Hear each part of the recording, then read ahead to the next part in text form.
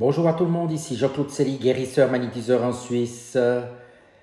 Aujourd'hui, je vais vous parler du monde des rêves, mais auparavant, êtes-vous bien abonné à ma chaîne YouTube car cela me permet d'avancer et je vous en remercie. Merci aussi de liker ma vidéo si vous l'appréciez, c'est très sympa. Et ensuite, sous cette vidéo, vous trouverez des liens utiles comme mon site internet que je vous conseille de consulter afin de connaître mes conditions et un numéro de téléphone afin de me contacter. Vous trouverez également un lien de Sophia Voyance, cartomancienne hors pair et un lien des films Jupiter, des films sur la nature, les animaux, les végétaux, sur plusieurs choses liées au paranormal. Et en tapant le code Colorado 65, vous obtiendrez 10% de rabais. Sans plus tarder, nous parlons maintenant du monde des rêves. Le monde des rêves fait partie du monde de la probabilité car il est, pour ainsi dire, le prolongement des pensées qui ne sont pas matérialisées dans votre vie physique. Il correspond à une série d'ondes cérébrales qui permettent d'explorer divers états de conscience et réalité. Les principes directeurs qui définissent ce monde sont immatériels et par conséquent ne sont pas soumis aux mêmes lois et limitations que votre état de veille. Le monde onirique utilise un langage hautement symbolique et objectif. Le sens des images créées dans votre état de rêve est sujet à votre interprétation individuelle de la réalité. Par exemple, rêver de l'océan peut signifier pour certains liberté, expansion de conscience ou relâchement de la tension sexuelle, alors que pour d'autres, cela représentera leur peur de mourir, etc. Le sens général du rêve symbolique ou symbolise plutôt une émotion ou une expérience spécifique. Par exemple, si vous rêvez que vous êtes en train de nager dans la mer et que vous vous noyez, cela ne suggère pas que vous ne devez pas vous baigner dans la mer parce que c'est dangereux et que vous pourriez vous noyer. Cela peut simplement vouloir dire que vous redoutez une certaine expérience à venir dans votre vie, etc. C'est là une explication simpliste puisque les rêves sont soumis à l'interprétation du rêveur. Les rêves remplissent plusieurs rôles et peuvent être utilisés de toutes sortes de façons. Nous allons essayer d'identifier les différentes manières de les vivre afin que vous puissiez bénéficier pleinement de ce qu'ils ont à offrir. La fonction des rêves peut se résumer comme suit en simplifiant.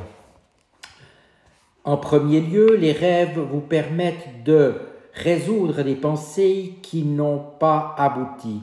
Les milliers de pensées que vous générez chaque jour et qui ne se manifestent pas dans votre réalité matérielle poursuivent leur existence dans une réalité parallèle, l'univers onirique.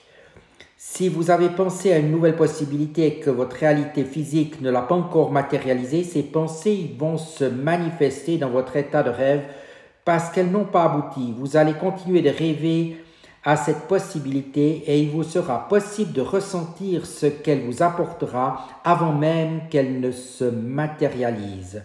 Le monde des rêves et de la probabilité vous offre donc un éventail de choix et d'émotions relatives à cette chose-là. En second lieu, l'univers onirique vous offre la possibilité de faire un choix conscient à propos de ce que vous souhaitez manifester dans votre réalité de veille. Les émotions associées à votre rêve sont là pour vous guider dans ce choix. Si les émotions que vous éprouvez dans votre état de rêve sont positives, c'est que vous attirerez probablement un résultat positif concernant votre choix. Il est impératif de prêter attention aux émotions associées au rêve et non pas seulement à son contenu. Ainsi pourrez-vous prendre les mesures qui s'imposent. Troisièmement, le monde onirique est le véhicule qui vous permet de canaliser les émotions négatives et les peurs que vous ressentez dans votre état de veille. Quand il se manifeste dans votre état de veille un minimum de peur et de pensées et émotions négatives, elles sont normalement neutralisées et absorbées par les pensées positives que vous générez simultanément. Mais si la quantité de pensées négatives excède celle des pensées positives, le résidu peut apparaître sous forme de rêve ou cauchemar perturbateur. Le monde onirique est le lieu où vous pouvez vous débarrasser de vos peurs et un moyen d'expulser votre négativité de votre réalité physique. Ainsi donc, vous pouvez considérer que les émotions négatives associées au cauchemar sont le résultat d'un débordement négatif, pour ainsi dire, de votre réalité, de l'état de veille.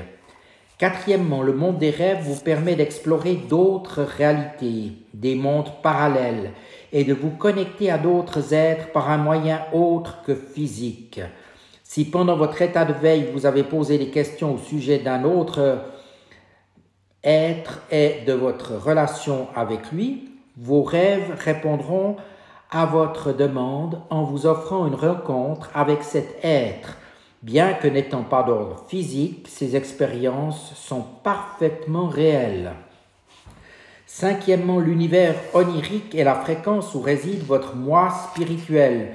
C'est là où il se connecte à votre moi physique ainsi qu'à d'autres aspects de votre moi afin que vous puissiez explorer votre état immatériel. Il faut noter que toutes ces expériences sont réelles même si elles ne se déroulent pas dans votre vie physique.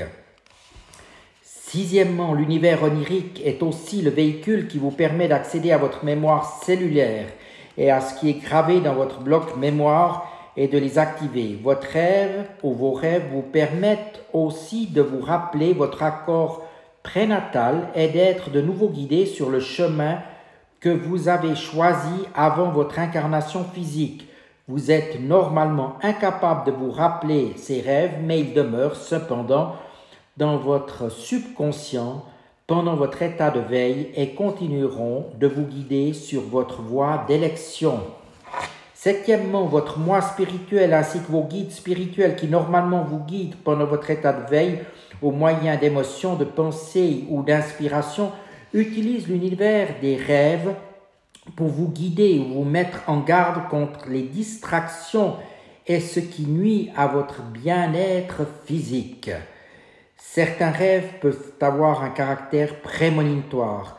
Cependant, transférer un tel rêve dans votre réalité matérielle relève toujours d'un choix conscient.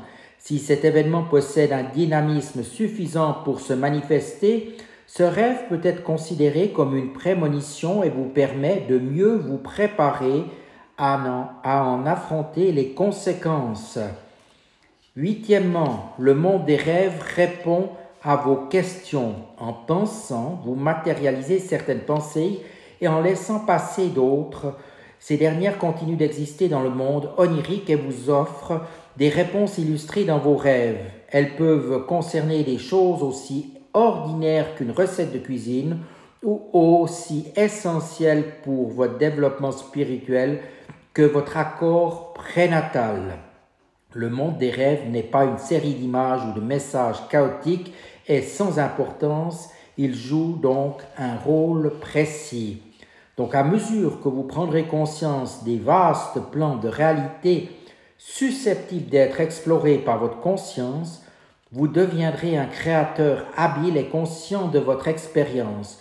Vous commencerez à entrer en communication télépathique avec votre moi spirituel et cesserez de succomber aux peurs de vos cauchemars. Vous découvrirez aussi ces magnifiques systèmes de purification et de guérison encodés dans vos rêves et dans votre être, et vous leur serez reconnaissant de contribuer si fortement à votre enrichissement spirituel. Les univers de la pensée, des rêves et de la probabilité sont indéniablement invisibles.